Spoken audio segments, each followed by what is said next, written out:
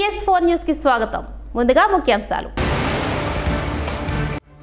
భారతదేశం యొక్క ఫిన్టెక్ పర్యావరణ వ్యవస్థ ప్రపంచవ్యాప్తంగా జీవన సౌలభ్యాన్ని పెంచుతోంది. ప్రధాని మోదీ. సీఎం రేవంత్ ను ఆశీర్వదించిన వేములవాడ ఆలయ అర్చకులు.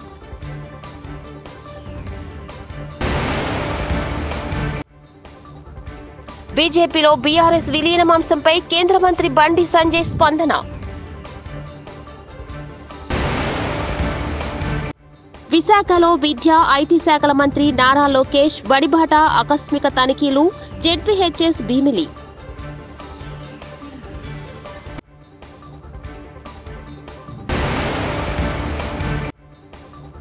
వన మహోత్సవం సామాజిక బాధ్యత. రాష్ట్ర ఉప ముఖ్యమంత్రి వర్యులు శ్రీ పవన్ కళ్యాణ్.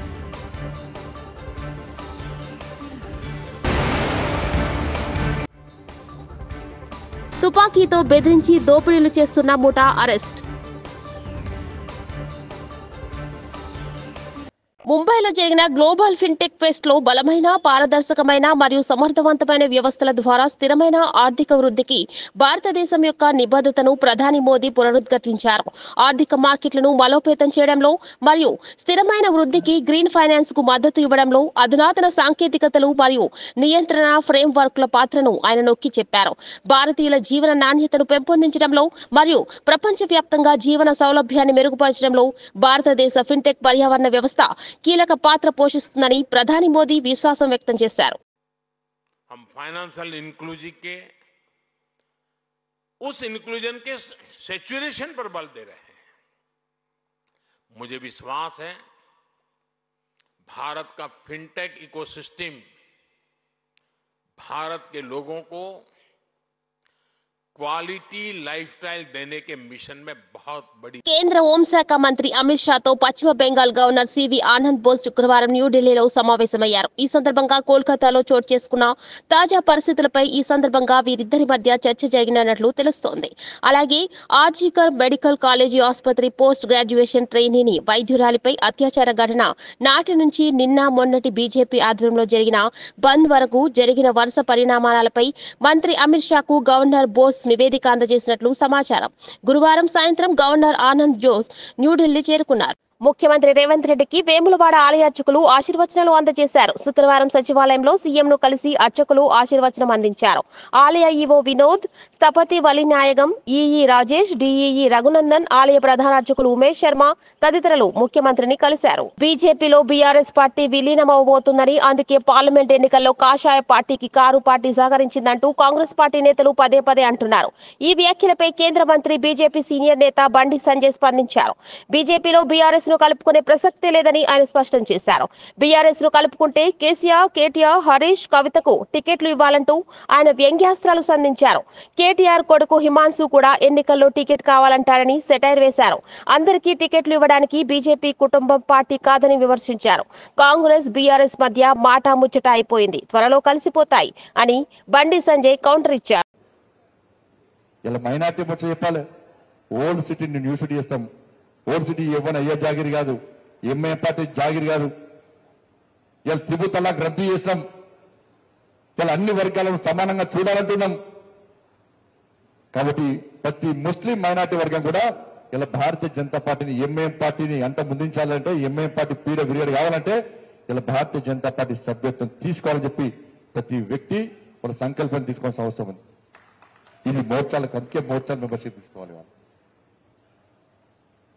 బట్ ఈ గతంలో చూడండి, ఇలా భారతీయ జనతా పార్టీ ఇద్దరు ఎంపీలు, అనేక మంది హేళన చేశారు భారతీయ జనతా పార్టీ. అరే ఇద్దరు ఎంపీలున్న భారతీయ జనతా పార్టీ, జనసంఘ, ఈ భారతీయ జనతా పార్టీ ఈ దేశంలో ఎట్లా అధికారంలోకి వస్తుంది భారతీయ జనతా పార్టీ? వీళ్ళు మాటలు చెప్పినప్పుడు ఏం లేదు చెప్పారు. ఒక్కసారి ఆలోచించండి, వాళ్ళ మనం వాస్తవాలు ఆలోచించాలి. వాళ్ళ ఈ దేశంలో జనసంఘ్ లేకుంటే, జనతా పార్టీ లేకుంటే, భారతీయ జనతా పార్టీ దేశంలో ఆవిర్భించకుంటే, ఇలా 4-3 ముక్కలు చేసిన దేశాన్ని కాంగ్రెస్ పార్టీ ఈ రోజు దేశాన్ని 7 ముక్కలు చేసి ఎటు కాకుండా చేసే దౌర్భాగ్య పరిస్థితి ఈ దేశంలో నెలకొని ఉండేది ఇలా భారతీయ జనతా పార్టీ లేకుంటే.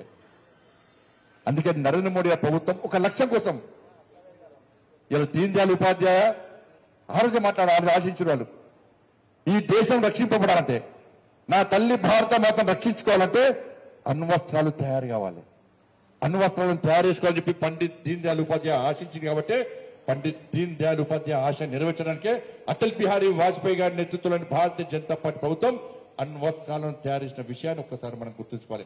అరే 370 ఆర్టికల్ రద్దు చేయడం కోసం 370 ఆర్టికల్ రద్దు చేయడం కోసం నా శ్యామా ప్రసాద్ ముఖర్జీ వన మహోత్సవం సామాజిక బాధ్యత రాష్ట్ర ఉప ముఖ్యమంత్రి వర్యులు శ్రీ పవన్ కళ్యాణ్ బాధ్యతగా తీసుకోవాలని మనస్ఫూర్తిగా అభ్యర్థిస్తున్నాను.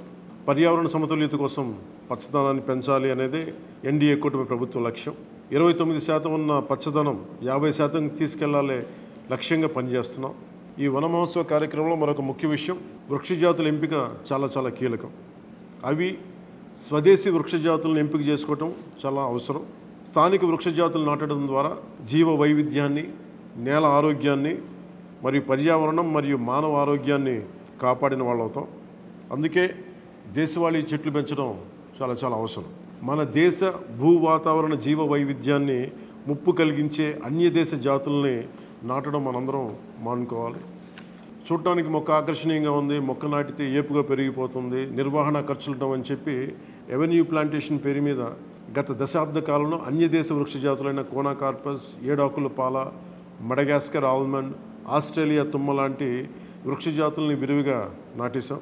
వీటి మూలంగా పర్యావరణానికి ప్రయోజనం కంటే కూడా ఆరోగ్యం మీద, భూగర్భ జల సంపద మీద చాలా తీవ్ర ప్రభావం చూపుతూ ఉంది. అందరూ ఆ ప్రాంత జీవ వైవిధ్యాన్ని పెంపొందించే స్వదేశీ జాతులను మాత్రమే నాటాలి అనేది ఏ దేశపు వృక్ష శాస్త్రజ్ఞుల్ని అడిగినా చెప్పే మాట ఇది. కానీ ఆ వాస్తవాన్ని విస్మరించి విదేశీయ మొక్కల మోసుతో రాష్ట్రమంతటా కోనాకార్పస్తో నింపేశారు. కోనాకార్పస్ అసలు మొదట పరిచయం చేసిన అరబ్ దేశాలే దాన్ని నిషేధించినాయి. ఎందుకంటే దాని దుష్ప్రభావాలను గుర్తించిన వెంటనే నిషేధించారు, తీసేశారు. మన దేశంలో తెలంగాణ, గుజరాత్, కర్ణాటక, అస్సాం ప్రభుత్వాలు కూడా వీటిని నిషేధించినాయి. ఈ కోనాకార్పస్ లాంటి విదేశీ వృక్ష జాతుల మూలంగా జరిగే అనర్థాలు చాలా ఉన్నాయి. అవి ముఖ్యంగా మన భూగర్భ జల సంపదను హరించి వేస్తాయి, శ్వాస సంబంధ ఆరోగ్య సమస్యలకి కారణమవుతున్నాయి. కోనాకార్పస్ ఎలాంటి వృక్ష జాతి అంటే పశువులు తినవు, పక్షులు గూడు పెట్టవు, కనీసం పక్షులు కూడా వాలవు. చెట్టుని చామని ఆధారంగా చేసుకుని బతికే క్రిమికీటకాలు కూడా ఈ చెట్లు జోలికి రావు. కృష్ణా జిల్లా గుడ్లవల్లేరు ఇంజనీరింగ్ కళాశాలలో అర్ధరాత్రి విద్యార్థినుల ఆందోళనపై మంత్రి నారా లోకేష్ స్పందించారు. ట్విట్టర్ వేదికగా స్పందిస్తూ విద్యార్థినుల ఆందోళనపై అధికారులను అడిగి వివరాలు తెలుసుకున్నారని, హిడెన్ కెమెరాల ఆరోపణలపై విచారణకు ఆదేశించినట్లు తెలిపారు. విచారణలో తప్పు చేశారని తేలితే దోషులు, బాధ్యులపై కఠిన చర్యలు తప్పవని హెచ్చరించారు. ఇటువంటి ఘటనలు కాలేజీల్లో పునరావృతం కాకుండా చర్యలు తీసుకోవాలని ఉన్నతాధికారులకు ఆదేశాలు ఇచ్చానన్నారు. కళాశాలలో ర్యాగింగ్, వేధింపులు లేకుండా యాజమాన్యాలు ముందస్తు చర్యలు తీసుకోవాలని లోకేష్ ట్విట్టర్లో పేర్కొన్నారు.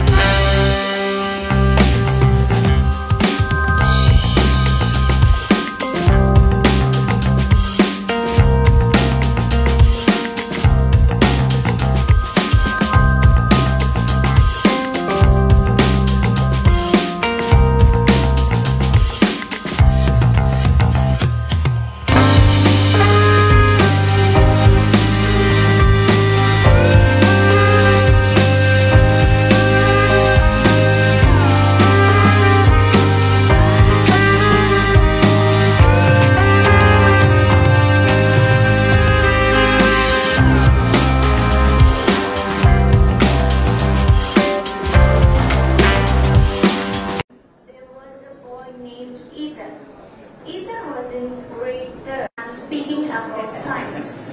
He used to. Good morning everyone. My name is Chavalika. I am studying 10th class at KCB. Why do you want to become a doctor? What made you think about becoming a doctor? Did you check that you wanted to become a doctor or did you interest? Or you just felt you wanted to be a doctor? I'm never going to You just felt you wanted to be a doctor. Together? No, what is the goal? I think that was Jai Hind.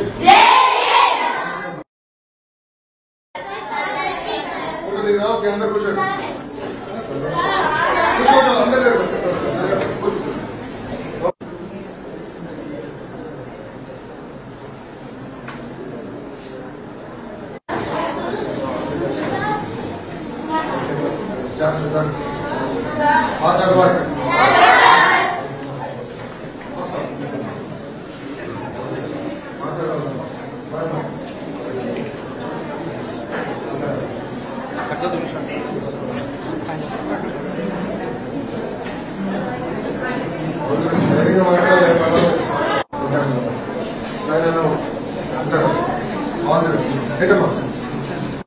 don't believe that. I have a 9-year-old boy who is in 4th class. I don't believe any type of devices. Computer lab, any doses are very good. So we will do a computer lab for sure. Okay, all the best. Bye. All the best. విశాఖపట్నంలో ప్రజా దర్బార్ నిర్మించిన విద్యా IT శాఖల మంత్రి Nara Lokesh.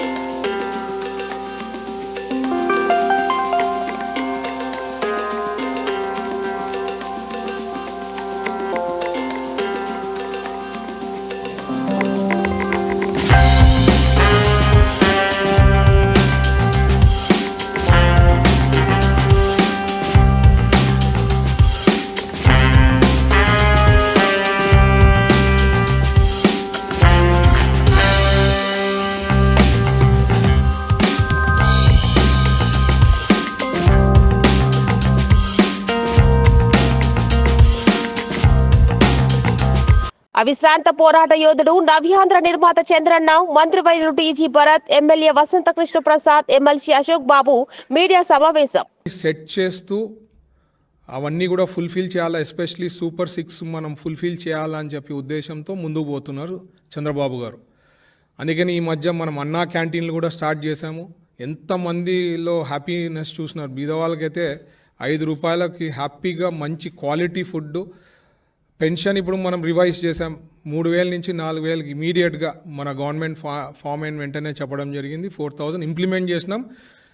In fact ఫస్ట్కి ఒకవేళ Sunday వస్తే 31కే మనము రిలీజ్ చేస్తున్నారు. అంటే మన క్యాబినెట్లో కూడా సార్ డిస్కస్ చేసినప్పుడు లేదు 1 డే డిలే కూడా కాదు, 1 డే అడ్వాన్స్ ఉండాలా మనం. అంటే మన థింకింగ్ మనం అందరం ఏం ఆలోచిస్తామేమంటే 1 డే పోస్ట్పోన్ చేయొచ్చు అనుకుంటారు. బట్ సార్ థింకింగ్ ఏమంటే లేదు 1 డే అడ్వాన్స్ ఉండాలా మనము అని చెప్పి. సో అట్లాంటి ఆలోచనతో హీ థింక్స్. అండ్ ఎస్పెషలీ అన్నా క్యాంటీన్ అనేది చెప్పే పనే లేదు. దాదాపు 4,000 ఒకవేళ పెన్షన్ వచ్చే వాళ్ళకి అన్నా క్యాంటీన్లో కానీ 3 times ఫుడ్ తిని 30 days హ్యాపీగా ఉన్నా అంటే మహా ఖర్చు అయ్యేది 450 రూపీస్ మ్యాక్సిమం టు మ్యాక్సిమం. మిగతాది ఇంకా డబ్బులు మిగిలించుకొని ఇంకా పనులు వేరే ఏమైనా చేసుకునేదానికి ఆస్కారం ఉంటుంది. సో ఇట్లా super 6 step by step complete చేసే దాంట్లో మనం ముందుకు వెళ్తున్నాం. ఇంకా మామూలే కదా, అపోజిషన్ వాళ్ళు ఏం చేశారు అవి చెప్తానే ఉంటారు. బట్ రియలిస్టిక్లీ వాళ్ళు ఏం చేశారు అనేది చూస్తే ఏమీ లేదు. అందుకనే అక్కడ వాళ్ళు అడిగారనమాట, చెన్నై సూపర్ కింగ్స్ లెక్క మాకు అనుకుంటే టీం తయారవుతుందని. అందుకనే వాళ్ళకి దేవుడు కూడా కరెక్ట్గా 11 members ఇచ్చారనమాట. కరెక్ట్ క్రికెట్ టీం ఎంత ఉందో అంత తయారైంది వాళ్ళకి. సో భారతదేశం యొక్క ఫిన్టెక్ పర్యావరణ వ్యవస్థ ప్రపంచవ్యాప్తంగా జీవన సౌలభ్యాన్ని పెంచుతోంది. ప్రధాని మోదీ. సీఎం రేవంత్ ను ఆశీర్వదించిన వేములవాడ ఆలయ అర్చకులు.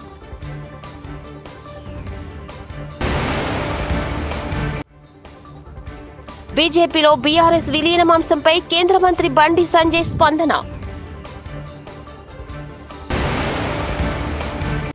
విశాఖలో విద్యా ఐటీ శాఖల మంత్రి నారా లోకేష్ బడిబాట ఆకస్మిక తనిఖీలు.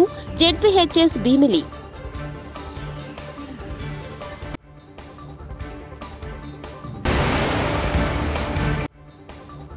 వన మహోత్సవం సామాజిక బాధ్యత. రాష్ట్ర ఉప ముఖ్యమంత్రి వర్యులు శ్రీ పవన్ కళ్యాణ్.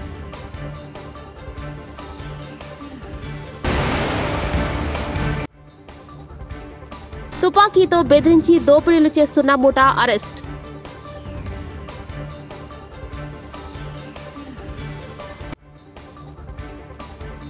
TS4 న్యూస్ ఇంతటితో సమాప్తం. చూస్తున్నారండి TS4 తెలుగు.